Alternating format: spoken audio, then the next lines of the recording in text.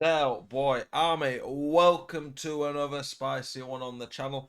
In this one, we are going to be looking at FUT Champs final, the first ever ones here, and 5 tips that are going to help you get more wins in it. Since it's the first one, let's go over the format very quickly. 20 games. There's 6 tiers of rewards.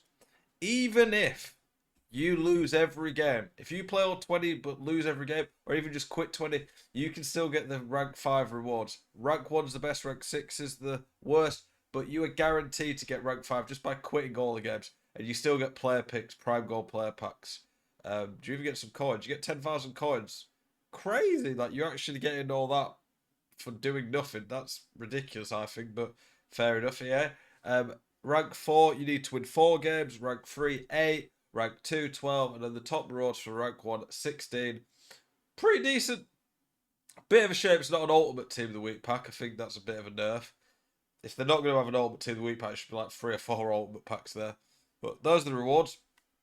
Our weekend league, FUT Champs, whatever you want to call it, is very mental. So this video is mostly going to be dedicated to the mental side of weekend league FUT Champs and giving you some practical tips, advice on how you can do better.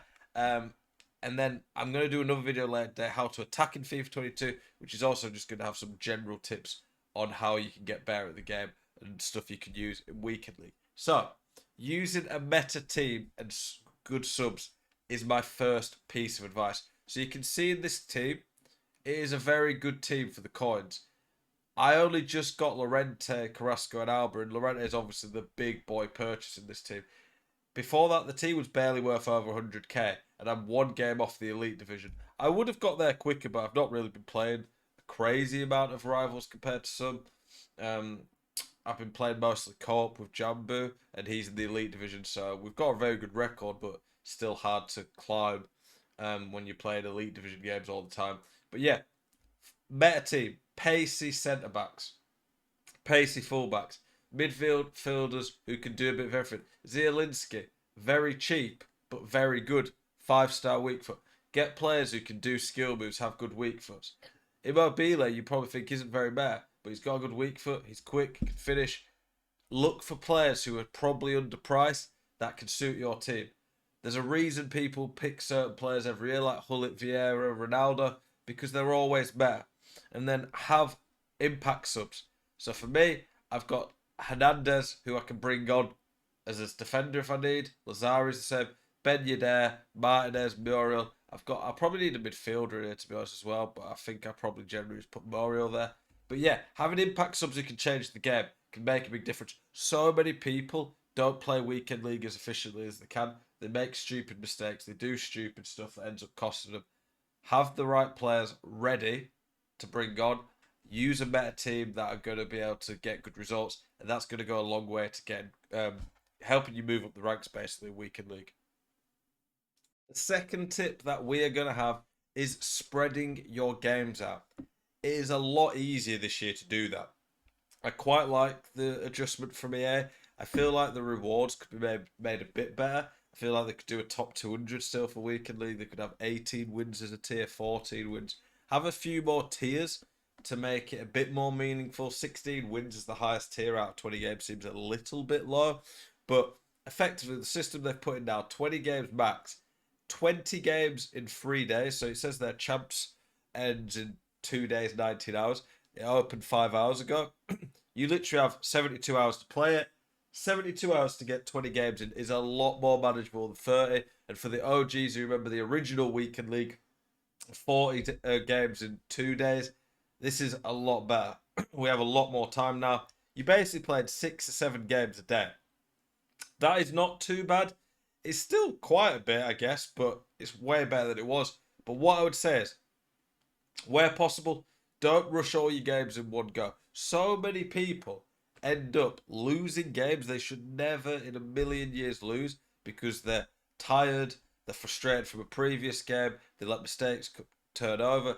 Even if it's something as simple as taking a drink of water, going for a quick walk, get a bit of fresh air, things like that to keep you fresh. But like I said, most people can't concentrate for more than probably a few hours at a time max. Don't play 20 games in 1 sit unless you absolutely have to. It is probably going to hurt your focus. Spread your games out. maximize your results. The third point I'm going to make for this one is an absolutely vital one. One of the easiest ones to do is to have a complete set of tactics and a game plan.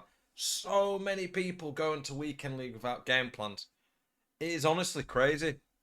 I can't believe how many people just play one style or they just put team press on them when it runs out. That's it. If you do not know your game plan going into weekend league, I can promise you, Siri just keeps going off with that phone. I can promise you, you are going to end up losing so many more games and not winning tight games that you probably would have won with one.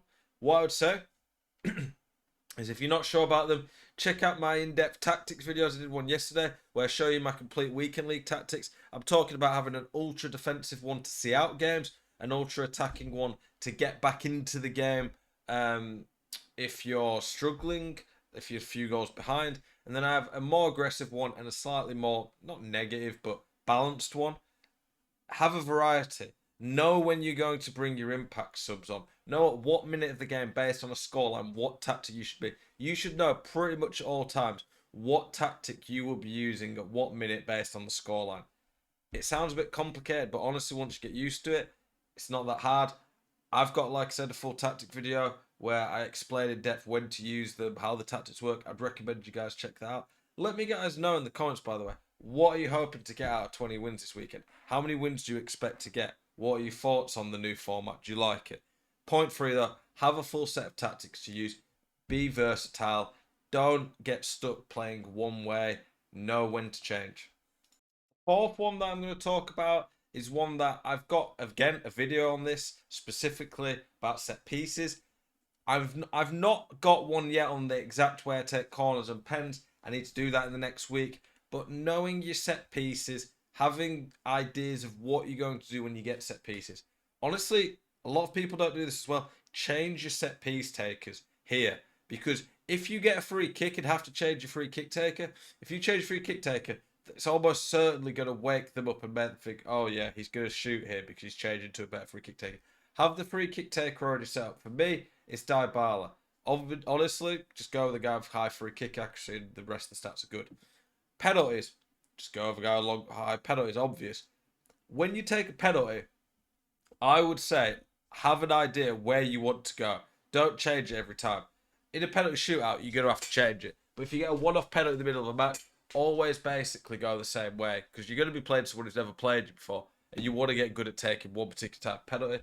Corners, have a few routines. Generally, I like to take them near post to whoever my biggest man is and just ping them in near post. And if the keeper don't come out, good chance of getting them. Sometimes taking them short past to the edge of the area. Sometimes take them short, do a lofted cross the back post. There's lots of different ways you can do it. Master set piece techniques that work for you because set pieces can change games. Practice penalties, even if it's as long as just going into friendlies with your mates and playing penalty shootouts. Penalty shootouts, especially for people in the middle of the pack in weekend league, quite often are the big difference between them getting one rank or not. I don't have to go to penalties too often, but there's been plenty of times in previous FIFAs where I've hit 30 or 40 no's on penalty shootouts. They're key. Master your set pieces. Know how to score free kicks. Watch my video on that. Have a few corner techniques. These are going to make a big difference in getting you more wins in weekend league. Fifth and final tip I'm going to give, and honestly, you might think this is cringe or maybe cheesy, but it's a genuine important one, is to try have fun. Honestly, for me, FIFA's my job. For 99.9999% of people play this game, it's not. It's supposed to be fun. It's a video game. If you are not enjoying the game, it's stressing you out, you're playing worse, you end up just not liking the game. That is not going to be helpful, and in turn, you are not going to get good results. Try and relax when you play. Do what works for you. Maybe it's listen to music. Maybe it's go on a call with friends. Some people play better on call with friends because it relaxes them. Some play worse. They just start moaning and get distracted. You need to find what works for you. And if you're not having fun, I promise you, you will get worse results. When you have fun and you relax and you enjoy the game, you're going to do a lot better. Like I said, what are you playing FIFA for? You're playing it to have fun. It's a video game. You don't want to waste your time playing something that you're just not going to enjoy. Honestly, I promise you, if you can find a way that makes you have more fun on the game, it's going to help you. that might be you don't use a full sweaty meta team. You might put one or two players in that you specifically really like. You might want to use I can't think of an example. You just might want to use a guy who most people would look at and be like, why on earth are you using Ibra, for example? Obviously, he's a bit better this year, a bit more pace, but he's not very meta. Use cards that you're going to enjoy. Find a system that works for you. If you follow all these tips that I've said in this video, I genuinely think it'll go a long way to helping you get better results. Watch the video I'm doing later tonight as well about how to attack. That'll be more gameplay based and give you lots of different ways of scoring goals in this game. Appreciate you guys watching this video. Hopefully it's been helpful. As always, keep it spicy.